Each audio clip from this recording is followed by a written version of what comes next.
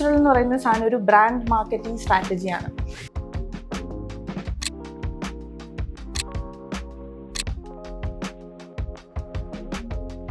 നമ്മൾ ഈ പണ്ടൊക്കെ ഉള്ള ആളുകളിലൊക്കെ നോക്കിയാൽ പ്രത്യേകിച്ചും ഈ സ്കിൻ കെയർ ഏറ്റവും നല്ല രീതിയിൽ മെയിൻറ്റെയിൻ ചെയ്തുകൊണ്ടിരുന്ന ആളെന്ന് പറയുന്നത് ഈ ഫിലിം സ്റ്റാർസ് അങ്ങനെയുള്ള ആളുകളൊക്കെയാണ്. പക്ഷെ എനിക്ക് തോന്നുന്നു ഇപ്പം ഏറ്റവും കൂടുതൽ ആളുകൾ ഒരു ഫോളോ ചെയ്യുന്നത് നിങ്ങളെപ്പോലുള്ള ഡെർമറ്റോളജിസ്റ്റാണ്. കാരണം ഞാൻ പലപ്പോഴും ശ്രദ്ധിച്ചിട്ടുണ്ട്, ഏറ്റവും കൂടുതൽ മോസ്റ്റ് ഓഫ് ദി ഡെർമറ്റോളജിസ്റ്റിൻ്റെയും സ്കിൻ ഭയങ്കര ഒരു ഫെയർ ആയിരിക്കും. ഈവൻ അപ്പോൾ ഇത് എങ്ങനെയാണ് അതിൻ്റെ ഒരു പിന്നിലുള്ള ഒരു സീക്രട്ട്, അല്ലെങ്കിൽ ഒരു ഐഡിയൽ സ്കിൻ കെയർ റൊട്ടീൻ എങ്ങനെ നമുക്ക് ഫോളോ ചെയ്യാൻ പറ്റും? ഇപ്പൊ ഈ സ്കിൻ കെയർ റുട്ടീൻ എന്ന് പറഞ്ഞ ടോപ്പിക്ക് നമ്മുടെ ഈ സോഷ്യൽ മീഡിയയിലൊക്കെ റോക്കറ്റ് സയൻസിനേക്കാളും കോംപ്ലിക്കേറ്റഡ് ആക്കി ആൾക്കാർ വെച്ചിരിക്കുക 5 സ്റ്റെപ്പ് 10 സ്റ്റെപ്പ് എന്നൊക്കെ പറഞ്ഞു.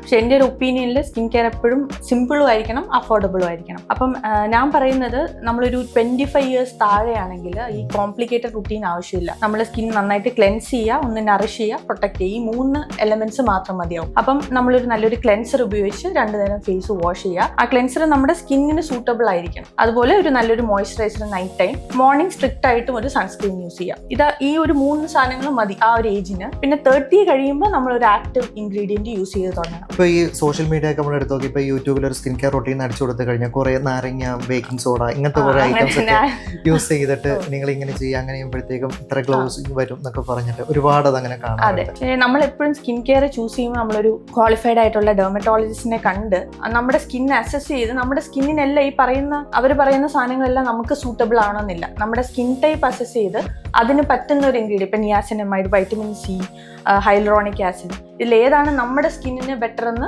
ആദ്യം അസസ് ചെയ്തിട്ട് വേണം സ്റ്റാർട്ട് ചെയ്യാൻ. ഒരാൾ ഫോളോ ചെയ്യുന്ന രീതി മറ്റൊരാൾക്ക് ഫോളോ, എല്ലാവർക്കും ഒരു personalised customised skin care routine ആണ് വേണ്ടത്. എനിക്കൊന്ന് പല ആളുകൾക്കും അറിയാതെ പോകുന്നതും. അതെ, ഇപ്പൊ എന്റെ സ്കിൻ കെയർ റുട്ടീൻ ആയിരിക്കില്ല വേറൊരാൾക്ക് സൂട്ടബിൾ ആവുക. അപ്പൊ ഓരോരുത്തരുടെയും സ്കിന്നിന് വേണ്ടി പെർട്ടിക്കുലർലി ഡിസൈൻഡ് ആയിട്ടുള്ളൊരു സ്കിൻ കെയർ റുട്ടീൻ ആണ് നല്ലത് ചെയ്യുന്നത്, ഏറ്റവും ബെറ്റർ. ഓക്കെ, ഇപ്പം അതുപോലെ തന്നെ ഇപ്പം കുറേ ട്രെൻഡ്സ് കാണുന്നുണ്ട്. ഇപ്പം ഈ പറഞ്ഞ സോഷ്യൽ മീഡിയ ഇൻഫ്ലുവൻസേഴ്സ്, അവരിപ്പം ഈ നാരങ്ങ പിഴിഞ്ഞ് ഇതിലൊഴിച്ച് രാവിലെ ഇങ്ങനെ ചെയ്ത് കഴിയുമ്പോഴത്തേക്കും ഭയങ്കര ഗ്ലോയിങ് ഉണ്ടാവും, അങ്ങനെയുള്ള കാര്യങ്ങളൊക്കെ പറയുമ്പോൾ. പക്ഷേ കൂടുതൽ ആളുകൾ ഫോളോ ചെയ്യുന്ന, എന്നാൽ അത് അത്ര കറക്റ്റ് അല്ല എന്ന് മാഡത്തിന് തോന്നിയിട്ടുള്ള ഒരു ട്രെൻഡ് എന്താണ്? ട്രെൻഡ് ഞാൻ പറയും, അത് കൊറിയൻ ഗ്ലാസ് സ്കിൻ റുട്ടീനാണ്. ഏറ്റവും പോപ്പുലർ ആയിട്ട് നമ്മൾ കാണുന്നു ഈ കൊറിയൻ സ്കിൻ കെയർ റുട്ടീനാണ്.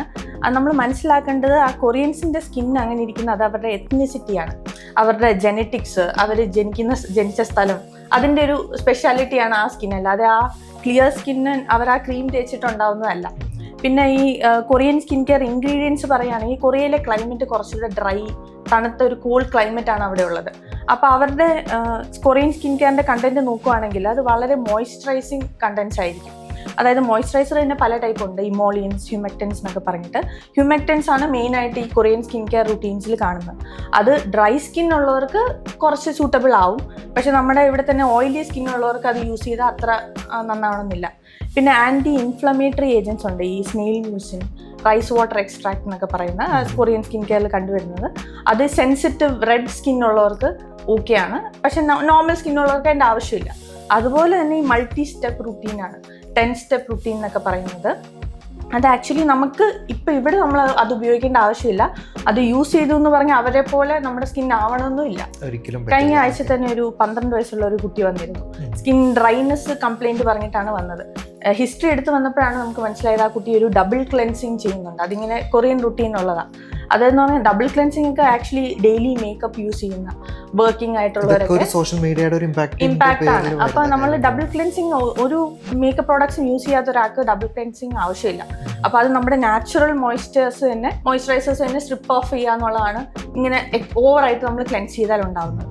അപ്പം അങ്ങനെ നമ്മൾ എല്ലാ ട്രെൻഡ്സും നമുക്ക് സൂട്ടബിൾ ആവണമെന്നില്ല. അത് വലിയ പ്രത്യേകിച്ച് ഗുണമില്ല, നമുക്ക് കുറച്ച് പൈസ പോകാന്നുള്ളത്. നാരങ്ങയൊക്കെ നമ്മളിങ്ങനെ ഒഴിച്ച് മുഖത്താക്കുന്നതിലൊക്കെ എന്തെങ്കിലും അത് എല്ലാവർക്കും ഈ നാച്ചുറൽ സ്കിൻ കെയറിനോടൊരു താല്പര്യമാണ്. അപ്പം നമുക്ക് മനസ്സിലാക്കേണ്ടത് എന്താണ് നാച്ചുറൽ എന്നുള്ളത്. നമ്മൾ ഉപയോഗിക്കുന്ന എല്ലാ സാധനങ്ങളും നേച്ചറിൽ നിന്ന് വരുന്ന, മോസ്റ്റ്ലി നമ്മൾ പറഞ്ഞു വരുവാണെങ്കിൽ ബൊട്ടോക്സ് എന്ന് പറയുന്ന ബൊട്ടോക്സ് ഇഞ്ചെക്ഷൻസ്, ആൻറ്റി ഏജിങ്ങിനുള്ളത്, അതൊരു നാച്ചുറൽ ബാക്ടീരിയയിൽ നിന്ന് വരുന്ന ഒരു ടോക്സിനാണ് ബൊട്ടോക്സിൻ ഉപയോഗിക്കുന്നത്. അതുപോലെ നമ്മൾ അരളിപ്പൂ ഉണ്ടല്ലോ, അരളിപ്പൂവിനകത്തൊരു ടെവറ്റോക്സിൻ എന്ന് പറയുന്ന ഒരു കോമ്പൗണ്ട് ഉണ്ട്. അത് നാച്ചുറൽ ആണ്, പക്ഷെ അതൊരു കാർഡിയാക് ടോക്സിനാണ്. അപ്പൊ നേച്ചറിൽ നിന്ന് വരുന്ന എല്ലാം നന്നാവണമെന്നില്ല. പിന്നെ ഈ നാരങ്ങ ബെറ്റർ ആകുന്നത് വേറെ ഏതെങ്കിലും ഒരു ഓർഗന് അങ്ങനെ നെഗറ്റീവ് എഫക്ട്സും ഉണ്ടാവാം. പക്ഷെ ഈ പറയുന്ന ഈ തൈര്, നാരങ്ങ നീരൊക്കെ ഉപയോഗിക്കുന്നത്, തൈരിനകത്തുള്ളത് അതെ തൈരിനകത്തുള്ളത് ലാക്റ്റിക് ആസിഡാണ്.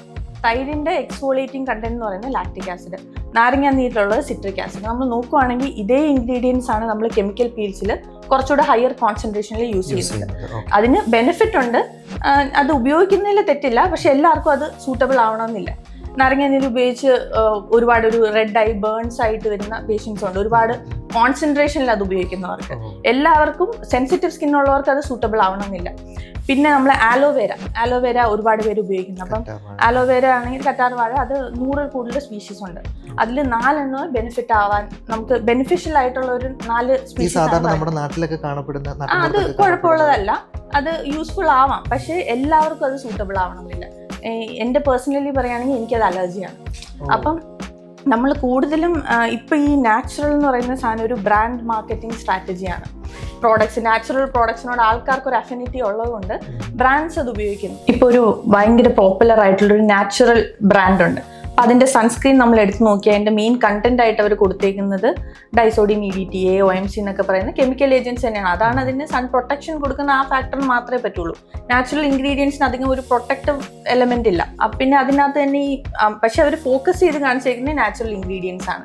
അതിനകത്ത് കുക്കുംബർ എക്സ്ട്രാക്ട് 1 mg, അതുപോലെ കോക്കനട്ട് എക്സ്ട്രാക്ട് 10 mg. അങ്ങനെ അത് വളരെ കുറച്ചേ ഉള്ളൂ. പക്ഷെ ഇത് മാർക്കറ്റിംഗ് സ്ട്രാറ്റജി ആയതുകൊണ്ട് അതെടുത്ത് മുകളിലിടും, മെയിൻ ഇൻഗ്രീഡിയൻസ് താഴെ. അപ്പൊ നമ്മൾ ഇൻഗ്രീഡിയൻസ് കെമിക്കലാണ്, ബട്ട് ആൾക്കാരെ ഒന്ന് കാണിക്കാനായിട്ട് ഇത് മുകളിൽ.